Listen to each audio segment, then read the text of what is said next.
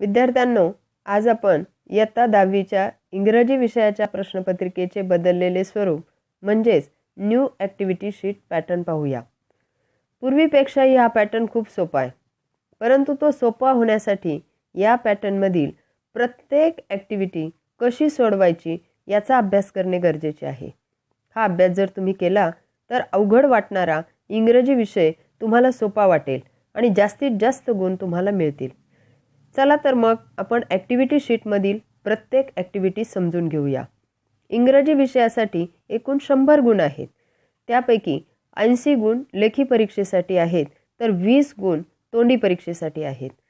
तोंडी परीक्षेचे स्वरूप व त्याची तयारी कशी करावी याची माहिती आपण दुसऱ्या व्हिडिओत पाहूया. चला तर मग प्रथम आपण 80 गुणांच्या ॲक्टिव्हिटी शीटचे स्वरूप समजून घेऊया. सेक्शन 1 लँग्वेज स्टडी 10 गुणांसाठी. Question 1A do as directed. यामध्ये तुम्हाला 6 ॲक्टिव्हिटीज दिल्या जातील. त्यापैकी तुम्हाला ज्या सोप्या वाटतील अशा 4 ॲक्टिव्हिटीज तुम्ही सोडवाव्यात. 6 सोडवल्या तर उत्तमच. 1. Complete the words by using correct letter. यामध्ये तुम्हाला 4 शब्द दिले जातील.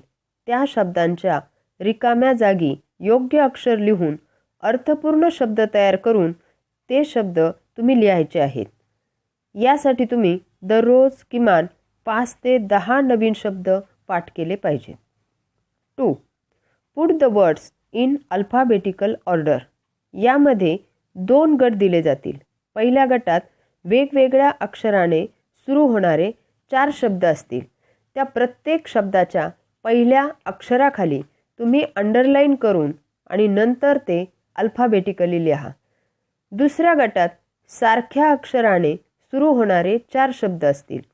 अशा वेळेस त्या शब्दाचे दुसरे अक्षर पाहावे आणि नंतर ते शब्द अल्फाबेटिकली लिहावे. हा प्रश्न खूप सोपा असतो, परंतु तो जर घाईने सोडवला तर मग मात्र 2 गुण विनाकारण जातात. 3. Punctuate the following. यासाठी विरामचिन्हाचा वापर न केलेले 2 वाक्य दिलेले असतात. तुम्ही ते प्रथम बारकाईने पाहून वाचावेत आणि नंतर तुम्ही जे विरामचिन्हाच्या वापराचे नियम पाहिले आहेत त्यानुसार त्या वाक्यात योग्य त्या विरामचिन्हाचा वापर करून ते वाक्य पुन्हा लिहावेत. 4. Make 4 words minimum 3 letters using the letters in the given word. यासाठी तुम्हाला एक शब्द दिलेला असतो. त्यातील अक्षरांचा वापर करून तुम्ही किमान 3 अक्षरी 4 अर्थपूर्ण शब्द तयार करून लिहायचे असतात. यासाठी तुम्ही शब्दसंग्रह वाढवणे गरजेचे आहे. 5. Write the related words as shown in the example. यासाठी वेबच्या स्वरूपात तुम्हाला एक शब्द दिलेला असतो आणि त्याच्याशी रिलेटेड नाऊन किंवा व्हर्ब किंवा ॲडजेक्टिव्ह असे 4 शब्द लिहायचे असतात. नेमके काय विचारले आहे हे पाहून ते शब्द लिहावेत, कारण ॲक्टिव्हिटीमध्ये ॲडजेक्टिव्ह लिहावयास सांगितलेले असते, परंतु आपण घाईघाईत व्हर्ब किंवा नाऊन लिहितो. 6. Complete the word chain of noun or verb or adjective. Add 4 words each beginning with the last letter of the previous word. यासाठी तुम्हाला एक शब्द दिलेला असतो. त्याच्या शेवटच्या अक्षरापासून तुम्हाला नाऊन किंवा व्हर्ब किंवा ॲडजेक्टिव्ह यापैकी कशाची वर्ड चेन बनवायला सांगितलेली आहे हे पाहून तुम्ही पुढील शब्द बनवायचे आहेत. Question 1B do as directed. यामध्ये 2 उपप्रश्न दिलेले असतात. त्यापैकी तुम्हाला जो सोपा वाटेल तो तुम्ही सोडवावा. 1A make meaningful sentence by using the given phrase. यासाठी तुम्हाला एक फ्रेज दिलेली असते. तिचा अर्थ लक्षात घेऊन तिचा वापर करून एक नवीन अर्थपूर्ण वाक्य तुम्ही बनवावे. Or B add a clause to expand the following sentence meaningfully. यासाठी तुम्हाला एक अर्धे वाक्य दिले जाईल. तुम्ही जे क्लॉजेस शिकला आहात त्या माहितीच्या आधारे राहिलेले अर्धे वाक्य पूर्ण करून लिहावे. 2A add a prefix or suffix to make new words. यासाठी तुम्हाला नाऊन किंवा वर्ब किंवा ॲडजेक्टिव्ह या प्रकारातील 2 शब्द दिले जातील, त्या शब्दांना तुम्ही प्रिफिक्स किंवा सफिक्स जोडून नवीन शब्द लिहावेत. Or B, make a meaningful sentence using any one of the following words. यामध्ये तुम्हाला ए मध्ये दिलेले 2 शब्द दिले जातील, त्यातील कोणत्याही एका शब्दाचा वापर करून तुम्ही एक नवीन अर्थपूर्ण वाक्य लिहावे. यासाठी तुम्हाला वाक्यरचनांचा अभ्यास करणे गरजेचे आहे.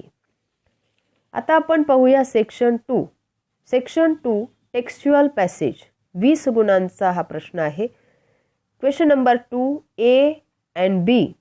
Read the following passage and do the activities. Question number 2 A आणि B मधील ॲक्टिव्हिटीज सारख्याच आहेत. विद्यार्थ्यांनो, हा सर्वात सोपा प्रश्न.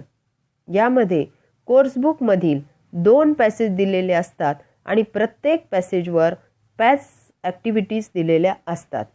त्यासाठी प्रथम दिलेला पॅसेज काळजीपूर्वक वाचावा, कारण यामध्ये आपल्याला विचारलेल्या प्रश्नांची उत्तरे असतात.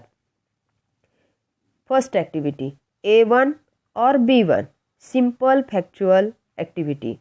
यामध्ये true or false, agree or disagree, right or wrong, complete the sentence, who said to whom इत्यादी प्रकारचे सोपे प्रश्न विचारलेले असतात.